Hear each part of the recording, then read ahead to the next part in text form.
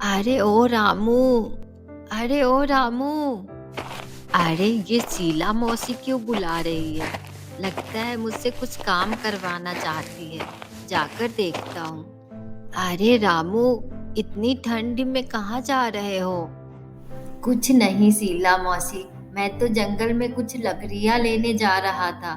वो क्या है ना, मुझे मेरे घर की मरम्मत करनी है। तो तू एक काम कर रामू, मेरे लिए भी कुछ लकड़ियाँ लेकर आना। क्यों मौसी, आपका घर तो पहले से ही मजबूत है, फिर आपको किस लिए लकड़ियाँ चाहिए? वो क्या है ना रामू, अब मेरी उम्र हो चुकी है और तुम जवान लोगों से मुझे ज्यादा ठंड लगती है। अगर कुछ लकड़ियाँ मिल जाती तो ठंड के कुछ बचे खुचे दिन मैं आराम से काट लेती। ठीक है शीला मौसी, मैं मेरे लकड़ियों के साथ आपके लिए भी कुछ लकड़ियाँ लेते आऊंगा। हाँ ठीक है, तो मैं चलता हूँ। ऐसा कहकर रामू वहां से चला जाता है। किसी से काम करवाना तो कोई मुझसे सीखे, काम करे कोई और मजा उठाऊं मैं। हर बार ये शीला मौसी मुझे काम पर लगा देती है, पर क्या किया जाए, उनकी मदद करने वाला भी है कौन। रामू चलते चलते बहुत दूर आ गया था। तभी कुछ पुरानी सूखी हुई पेड़ की लकड़ियां उसे दिख जाती है। वह उस लकड़ियों को गट्ठर बनाकर बांध लेता है। लकड़ियां थोड़ी ज्यादा थी। रामू को लकड़ियों का गट्ठर उठाने में थोड़ी परेशानी हो रही थी। ये शीला मौसी भी ना, अगर उनकी लकड़ियां इस गट्ठर में ना होती तो ये थोड़ा सा हल्का होता और उठाने में भी मुझे थोड़ी आसानी होती। रामू अपने घर की तरफ निकल पड़ता है। थोड़ी दूर आने पर वह गट्ठर फिसलने लगा और वो सारी लकड़ियां लेकर एक पेड़ से टकरा गया। अरे ये लकड़ियां मुझ पर किसने गिराई? रामू जल्दी से उठकर खड़ा हो जाता है। बोलने वाला संतरे का पेड़ देखकर वो बहुत चौंक जाता है। क्या वो लकड़ियां तुमने मुझ पर गिराई? हाँ, मुझे माफ कर दीजिए, मेरी लकड़ियों की गट्ठर फिसल गई। मैंने कुछ ज्यादा ही लकड़ियों का गट्ठर बनाया था, इस वजह से ऐसा हुआ। पर मैं एक बात समझ नहीं पा रहा हूँ कि आप एक पेड़ होकर बोल कैसे पा रहे हैं। मैं एक जादुई संतरे का पेड़ हूँ, पर तुम मुझे एक बात बताओ, तुम इतने सारे लकड़ियों का क्या करने वाले थे? मैं तो इन लकड़ियों से अपने घर की मरम्मत करने वाला था। वो मेरा घर थोड़ा टूट गया है। जैसा कि मैंने कहा, मैं एक जादुई संतरे का पेड़ हूँ। अगर तुम मेरी एक जरूरत पूरी कर दोगे तो मैं तुम्हें एक नया घर बना कर दे सकता हूँ। क्या तुम मुझे नया घर बना कर दे सकते हो? बताओ तुम्हारी जरूरत क्या है? मुझे प्यास लगी है, कुछ पानी मिल जाता तो। हाँ हाँ जरूर, मैं अभी जाकर पास वाली नदी से थोड़ा पानी लाता हूँ। रामू जल्दी जल्दी पास वाली नदी की तरफ जाने लगा। उसने एक पॉलीथीन उठाई और उसमें पानी भरकर वो पेड़ के पास आ गया।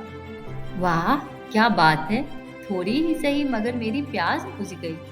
जब तुम अपने गांव वापस जाओगे तब तुम्हें तुम्हारा नया घर दिखाई देगा। रामू को ये सारी बातें झूठी लग रही थी। रामू बिना लकड़ी लिए अपने गांव की तरफ जाने लगा। जब वो अपने गांव पहुंचा तो उसे अपने आंखों पर विश्वास नहीं हो रहा था। सारे गांव वालों रामू के घर को बहुत हैरानी से देख रहे थे। जब सबको हटाकर रामू घर के अंदर गया तो वो भी हैरान हो गया, क्योंकि रामू का घर अब पहले जैसा नहीं था। क्या क्या मैं सपना देख रहा हूँ? अजी, जब आप लकड़ियाँ लेने के लिए जंगल गए थे तब तो सब कुछ ठीक था। मैं और चिंटू दोपहर में सो रहे थे। मैं जब सोकर उठी तो मैंने देखा कि हमारा घर वैसा नहीं था जैसा पहले था। हमारा घर नया बन चुका था। क्या ये आपने किया है जब मैं सो रही थी? रामू को अब पता चल गया था कि संतरे के पेड़ ने ही ये सब किया है। फिर भी रामू ने कहा, हाँ ये सब मैंने ही किया है जब तुम सो रही थी। आप कितने अच्छे हो। चलिए मैं आपको मेरी तरफ से कुछ बना के खिलाती हूँ। पूरे गांव में ये बात फैल जाती है कि एक ही पल में रामू का घर पूरी तरह से नया हो गया। दूसरे दिन रामू फिर से सवेरे सवेरे ठंड में अनाज लेने के बहाने जंगल में जाने लगा। अरे ओ रामू, अब इस बार मैं शीला मौसी की बात नहीं सुनूंगा। वो शीला मौसी की बात को सुनकर भी अनसुना करके जाने लगा। अरे ये कलमुहा रामू मुझसे तो बात भी नहीं कर रहा। कल तो इसका झोपड़ी भी नया हो गया। इसने तो लकड़ियां भी नहीं लाई थी। लगता है दाल में कुछ काला है। अब शीला मौसी भी रामू का पीछा करने लगी। रामू संतरे के पेड़ के पास आ जाता है। संतरा जी, संतरा जी, क्या आपने मुझे पहचाना? हाँ, तुम कल ही तो मेरे पास आए थे और मुझे पानी भी पिलाया था। क्या तुम्हें अपना नया घर पसंद आया? आपका बहुत बहुत शुक्रिया संतरा जी। मुझे नहीं पता था कि आपको सिर्फ पानी पिलाने से मेरी इच्छा पूरी हो जाएगी। अच्छा, तो ये बात है। इस पेड़ को पानी पिलाने से आपकी इच्छा पूरी कर देता है। क्या आज आपको प्यास लगी है? हाँ, आज तो मुझे कुछ ज्यादा ही प्यास लगी है। ठीक है, मैं अभी जाकर आपके लिए पानी लेकर आता हूँ। रामू फिर से जाकर संतरे के लिए पानी लेकर आता है। मांगो, तुम्हें और क्या चाहिए? मुझे बहुत सारा अनाज और घर का सारा सामान चाहिए। जाओ, तुम्हारा घर अनाज और सारा सामान से भर जाएगा। रामू वहां से चला जाता है। तभी शीला मौसी संतरे के पेड़ के पास आ जाती है। मुझे भी कुछ मांगना है। अब तुम कौन हो? शीला नाम है मेरा। मैं रामू के गांव में ही रहती हूँ। अच्छा, लेकिन तुम्हें पहले मुझे पानी पिलाना होगा। ठीक है। मांगो, क्या मांगना चाहते हो? मुझे एक अच्छा सा घर और बहुत सारा अनाज चाहिए। ठीक है, तुम घर जाओ, तुम्हारी इच्छा पूरी हो जाएगी। जैसे ही शीला मौसी गांव में वापस आई, वे ये सब देखकर हैरान हो गई। नया घर और वे अनाज से भरे हुए थे। शीला मौसी ये सब देखकर खुश हो गई। सारे गांव वाले ये देखकर हैरान हो गए। ये क्या है मेरे घर के पास? चलो जाओ जाओ। ये सारा कुछ मीनू काकी दूर खड़ी होकर देख रही थी। रामू को नया घर मिल गया और आज शीला मौसी को कुछ तो गड़बड़ है। मुझे पता लगाना होगा। दूसरे दिन शीला मौसी जैसे ही गांव से बाहर जा रही थी, तभी मीनू ने उन्हें रोक लिया। क्यों शीला मौसी, आप कहाँ जा रही थी? मुझे सब पता है। मैंने कल आपका और रामू भैया का नया घर देख लिया है। सच सच बताइए, क्या बात है? वो क्या है ना मीनू, ये सब हमारा सीक्रेट है। पर तुम मेरी अच्छी दोस्त हो, इस वजह से मैं तुम्हें बता रही हूँ। पर किसी को बताना मत। हाँ हाँ, नहीं बताऊंगी। चलो अब जल्दी जल्दी बताओ। हमारे जंगल के बाहर एक जादुई संतरे का पेड़ है। अगर तुम उससे कुछ मांगोगे तो वो तुम्हारी इच्छा पूरी कर देगा। लेकिन एक शर्त है, तुम्हें उस पेड़ पर बड़े बड़े पत्थर मारना होगा। वो तुम्हें मना करेगा, फिर भी तुम्हें उसकी बात ना मानते हुए तुम्हारा काम करते रहना होगा। अगर तुम ये कर पाते हो तभी वो तुम्हारी इच्छा पूरी करेगा। ठीक है, मैं ऐसा ही करूंगी।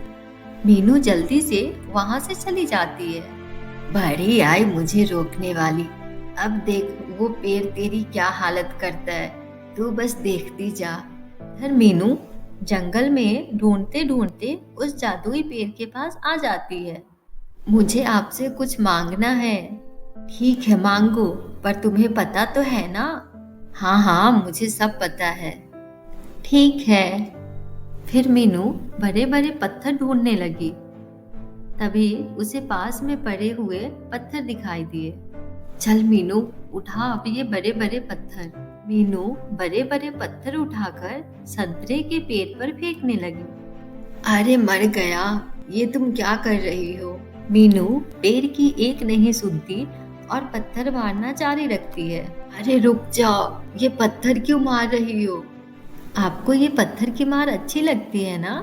कोई पेड़ अपने ऊपर पत्थर क्यों मारना चाहेगा भला? मुझे पता है, जब तक आप पत्थर की मार नहीं खा लेते तब तक आप किसी की भी इच्छा पूरी नहीं करते। अरे मूर्ख, अब तो तू कुछ मांगने के लायक भी नहीं रही। तेरे पास जो कुछ भी है वो भी चला जाएगा। तू कंगाल हो जाएगी। नहीं नहीं, ऐसा मत करिए। मुझे माफ कर दीजिए। मुझे पानी पिलाने के बजाय तुम मुझ पर पत्थर मारने लगे। लगता है उस शीला मौसी ने मुझे फंसाया है। मुझे ऐसे लालची लोगों से थोड़ा दूर ही रहना होगा, भले ही मुझे कोई पानी पिलाए या ना पिलाए। और ऐसा कहकर वो पेड़ वहां से गायब हो जाता है। शीला मौसी, आपने मुझे फंसा दिया। मैं तो लुट गई, बर्बाद हो गई। जो कुछ भी मेरे पास था वो भी चला गया। तेरे जैसी लालची, आलसी और कामचोर लोगों के साथ ऐसा ही होना था। फिर सबको पता चल जाता है कि जादुई संतरे का पेड़ अब वहां से गायब हो चुका है।